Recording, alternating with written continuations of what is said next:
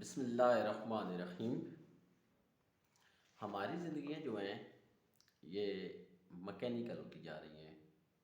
ہم ایک روبوٹ کی طرح کام کر رہے ہیں، ایک لگے بندھے ہوئے سسٹم کے تحت ہم اپنی زندگی گزار رہے ہیں۔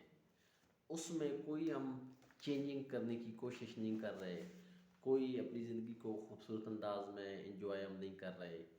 ہم نے مختلف اوکیزن پر خوشی منانے کا وہ طریقہ پتہ ہی نہیں۔ مثال کے طور پر جیسے ہی موسم بہار آتا ہے تو جنگل بھی، باغ بھی، ان میں بہار آنا شروع ہو جاتی ہے، ان میں پھول وہ خوبصورت کونپلیں نکلنا شروع ہو جاتی ہیں۔ لیکن ایک ہم لوگ ہیں جو کہ سارا سال ایک ہی اپنے اس مزاج میں چلتے جا رہے ہیں جی۔ ایک ماہر جو نفسیات ہے اس کا وہ بڑا زبردست ایک قول ہے کہ انسان اس لیے مصائب کا شکار ہے کہ وہ روبوٹ بن چکا ہے۔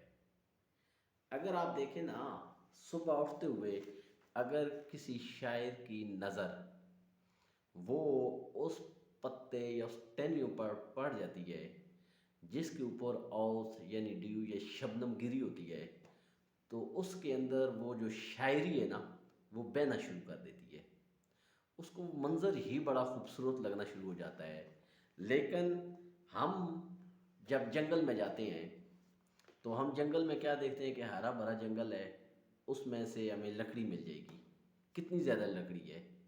لیکن وہاں ہی اگر کوئی شاعر ہو، کوئی فطرت پرست ہو، تو وہ اس فطرت کو انجوائے کرے گا، اس کے اندر وہ موسیقی ہوگی۔ وہاں اگر کوئی پینٹر ہو، کوئی تصویر بنانے والا ہو،